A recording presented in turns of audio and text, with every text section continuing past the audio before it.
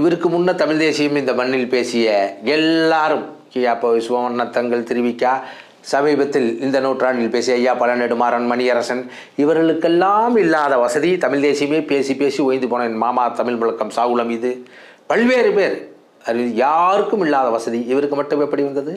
ஆக தமிழ் தேசியத்தை பேசி சங்கிகளிடம் பாரதிய ஜனதாவிடம் கூறுகட்டி வித்ததை தவிர இவர் எதுவுமே செய்யலை. அதனால தான் இவர் தனித்துங்கிறது, தனித்து கூட்டணி சேர்ந்தால் ஏதோ ஒரு கட்சிட்டு தான் வாங்கலாம். என்ன ஆதாயம் இருக்குது? ஆதாயம் தான் நீங்கள் தான் பார்க்குறீங்க. அவருடைய வாழ்வில் சொபஸ்டிகேட்டட் ஆகி எல்லாத்தையும் இன்றைக்கி 3 லட்சம் ரூபாயில் வாடகை விடும், அது வாங்கிட்டாருன்னு கூட சொல்கிறாங்க. இருக்கட்டும். அதாவது நான் என்ன சொல்கிறேன், நீங்கள் ஒரு கொள்கையை பேசி தத்துவம் பேசி வெறும் பெரியார் பணியினும் சேகோரா பணியினும் போட்டுட்டு சாப்பாட்டுக்கு இல்லாத காலத்தில் கொள்கை வீரனாக கொள்கை பிடிப்போடு இருந்த நீங்கள் இன்றைக்கி இந்த குறைந்தபட்ச பாதுகாப்பு வந்த பார்த்தா இன்னும் வீரியமாலாம் இருக்கணும்.